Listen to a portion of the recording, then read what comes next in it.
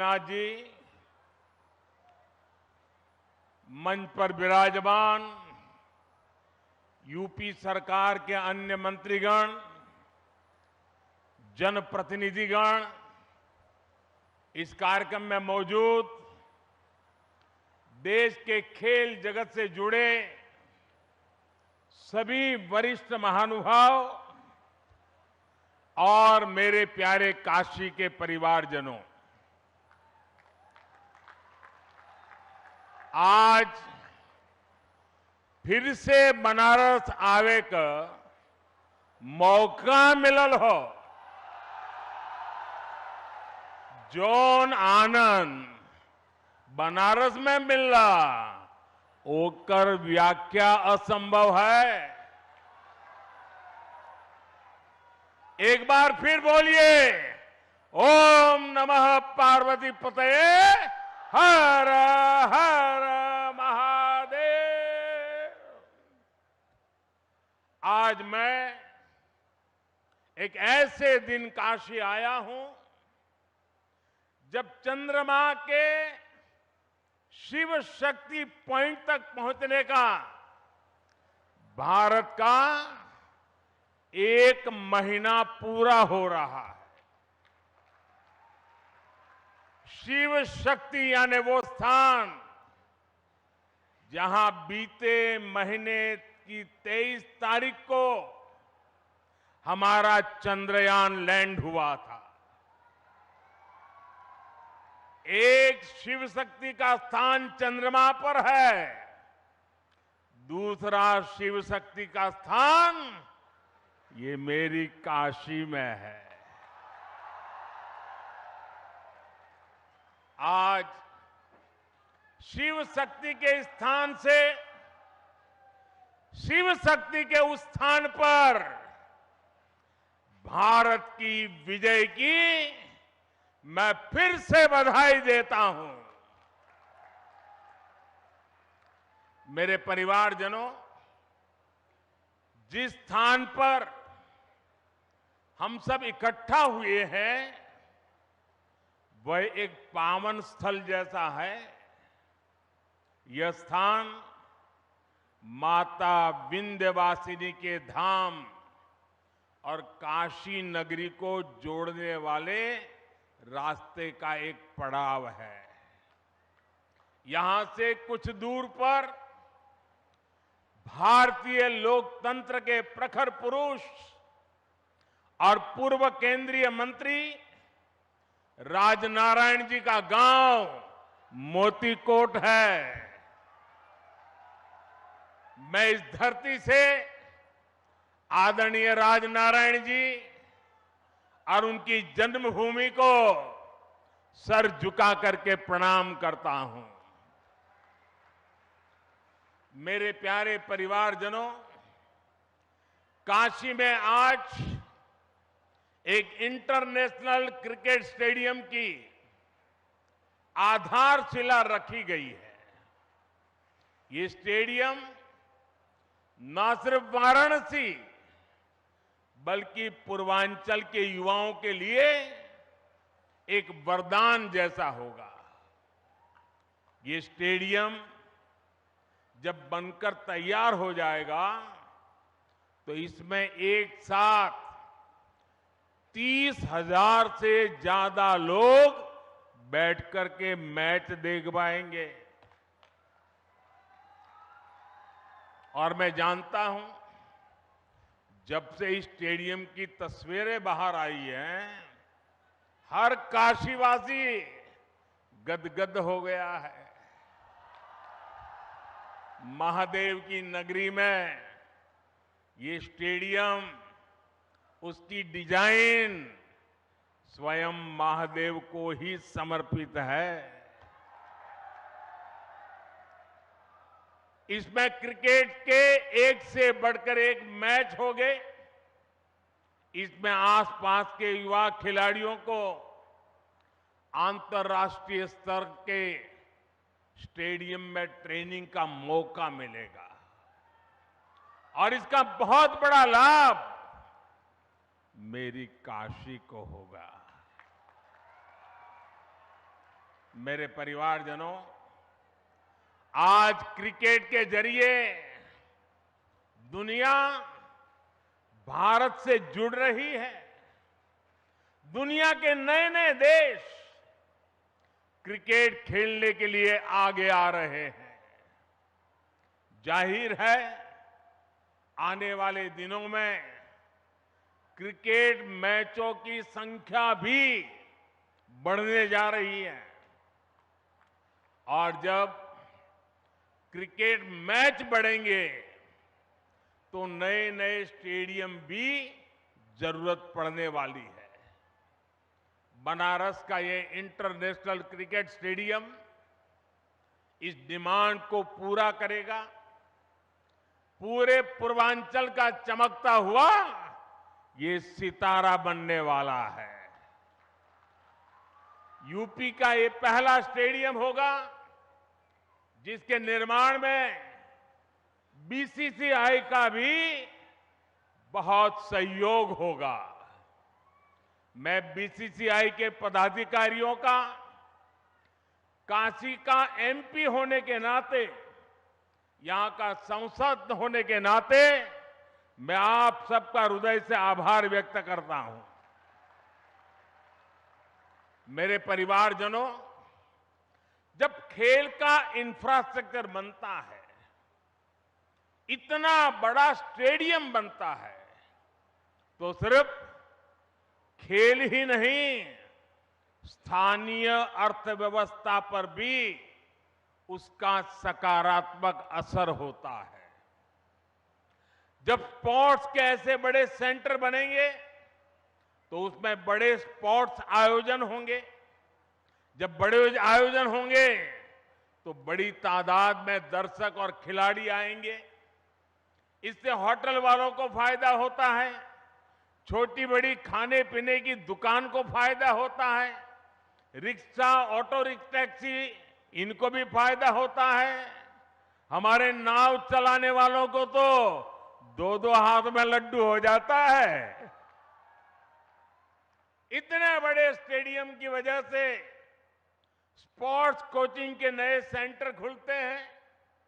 Sports management सिखाने के लिए नए अवसर बनते हैं। हमारे बनारस के युवा नए खेल स्टार्टअप के बारे में सोच सकते हैं। फिजियोथेरेपी समेत स्पोर्ट्स से जुड़ी बहुत सी पढ़ाई और कोर्सेज शुरू होंगे और एक बहुत बड़ी स्पोर्ट्स इंडस्ट्री भी वाराणसी में आएगी। मेरे प्यारे परिवारजनों, एक समय था जब माता पिता बच्चों को इस बात के लिए डांटते थे कि हमेशा खेलते ही रहोगे क्या, कुछ पढ़ाई वढ़ाई करोगे कि नहीं, यही हुड़दंग करते रहोगे क्या, यही सुनना पड़ता था। अब समाज की सोच बदली है। बच्चे तो पहले से ही सीरियस थे ही, अब माता पिता भी स्पोर्ट्स को लेकर के गंभीर हुए हैं। अब देश का मिजाज ऐसा बना है कि जो खेलेगा वही खिलेगा। साथियों, पिछले एक दो महीने पहले मैं मध्य प्रदेश का एक आदिवासी इलाका शहडोल के आदिवासी गांव में गया था। वहां मुझे कुछ नौजवानों से मिलने का अवसर मिला और मैं सचमुच में वहां का दृश्य और उनकी बातें सुनकर के इतना प्रभावित हुआ। उन युवकों ने मुझे कहा कि ये तो हमारा मिनी ब्राजील है। मैंने कहा भाई, तुम मिनी ब्राजील कैसे बन गए हो? बोले, हमारे यहां हर घर में फुटबॉल का खिलाड़ी है। और कुछ लोगों ने मुझे कहा कि मेरे परिवार में 3-3 पीढ़ी नेशनल फुटबॉल प्लेयर रही है। एक प्लेयर रिटायर्ड होने के बाद उसने वहां अपना जान लगा दी और आज हर पीढ़ी का व्यक्ति आपको वहां फुटबॉल खेलता नजर आएगा। और वो कहते हैं कि हमारा जब एनुअल फंक्शन होता है तो कोई घर में आपको नहीं मिलेगा, इस पूरे इलाके के सैकड़ों गांव और लाखों की तादाद में लोग 2-2, 4-4 दिन मैदान में डटे रहते हैं। ये कल्चर उसे सुन करके, देख करके देश के उज्जवल भविष्य का विश्वास मेरा बढ़ जाता है। और काशी का सांसद होने के नाते मैं यहां आए बदलावों का भी साक्षी बना हूं।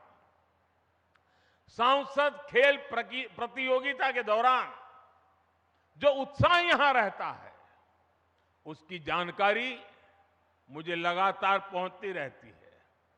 काशी के युवा स्पोर्ट्स की दुनिया में अपना नाम कमाए, मेरी यही कामना है। इसलिए हमारा प्रयास वाराणसी के युवाओं को उच्च स्तरीय खेल सुविधाएं देने का है। इसी सोच के साथ इस नए स्टेडियम के साथ ही सीगरा स्टेडियम पर भी करीब 400 करोड़ रुपए खर्च किए जा रहे हैं। सीगरा स्टेडियम में 50 से अधिक खेलों के लिए जरूरी सुविधाएं विकसित की जा रही है। और इसकी एक और खास बात है, ये देश का पहला बहुस्तरीय स्पोर्ट्स कॉम्प्लेक्स होगा जो दिव्यांगजनों को ध्यान में रखकर बनाया जा रहा है। इसे भी बहुत जल्द ही काशी वासियों को समर्पित किया जाएगा। बड़ालालपुर, उसमें बना सिंथेटिक ट्रैक हो, सिंथेटिक बास्केटबॉल कोर्ट हो, अलग अलग अखाड़ों को प्रोत्साहन देना हो, हम नया निर्माण तो कर ही रहे हैं, पर शहर की पुरानी व्यवस्थाओं को भी सुधार रहे हैं। मेरे परिवारजनों, खेलों में आज भारत को जो सफलता मिल रही है, वो देश की सोच में आए बदलाव का परिणाम है। हमने स्पोर्ट्स को युवाओं की फिटनेस और युवाओं के रोजगार और उनकी कैरियर से जोड़ा है। 9 वर्ष पहले की तुलना में इस वर्ष केंद्रीय खेल बजट 3 गुना बढ़ाया गया है। खेलो इंडिया प्रोग्राम के बजट में तो पिछले वर्ष की तुलना में लगभग 70% वृद्धि की गई है।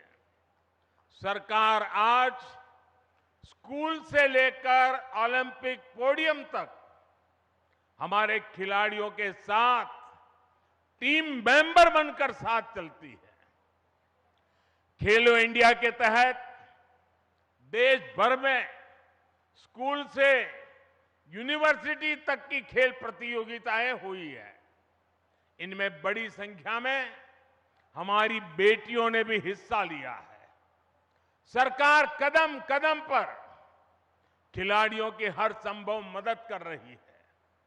ओलंपिक पोडियम स्कीम भी ऐसा ही एक प्रयास है। इसके तहत देश के शीर्ष खिलाड़ियों को सरकार पूरे साल में खाने पीने, फिटनेस से लेकर ट्रेनिंग तक लाखों रुपए की मदद देती है।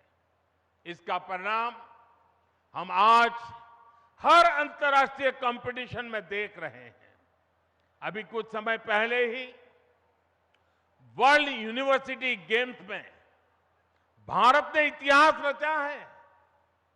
इन गेम्स के इतिहास में कुल मिलाकर भारत ने जितने मेडल जीते थे पिछले कई दशकों में, उससे ज्यादा मेडल सिर्फ इस बार इस साल जीत करके हमारे बच्चे ले आए हैं।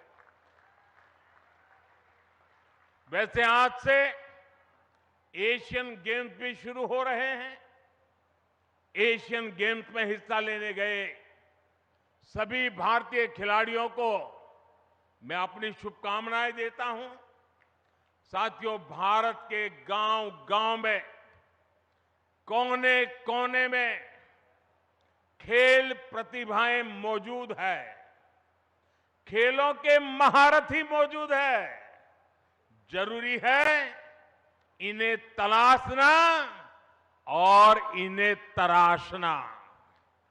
आज छोटे से छोटे गांवों से निकले युवा पूरे देश की शान बने हुए हैं। ये उदाहरण बताते हैं कि हमारे छोटे शहरों के खिलाड़ियों में कितना टैलेंट है, कितनी प्रतिभा है।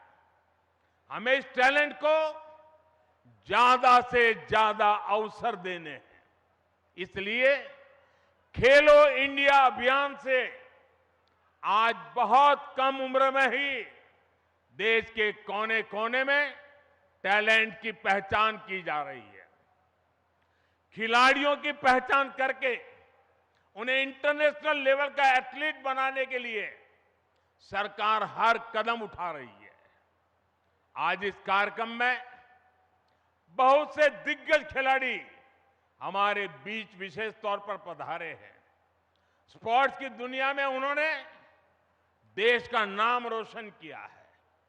काशी से ये स्नेह दिखाने के लिए मैं उन सबका विशेष रूप से आभार व्यक्त करता हूं। मेरे परिवारजनों, आज खिलाड़ियों को आगे बढ़ाने के लिए अच्छे कोच और अच्छे कोचिंग का होना उतना ही जरूरी है।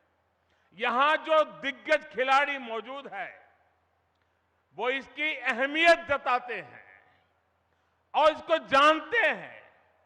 इसलिए आज सरकार खिलाड़ियों के लिए अच्छी कोचिंग की व्यवस्था भी कर रही है।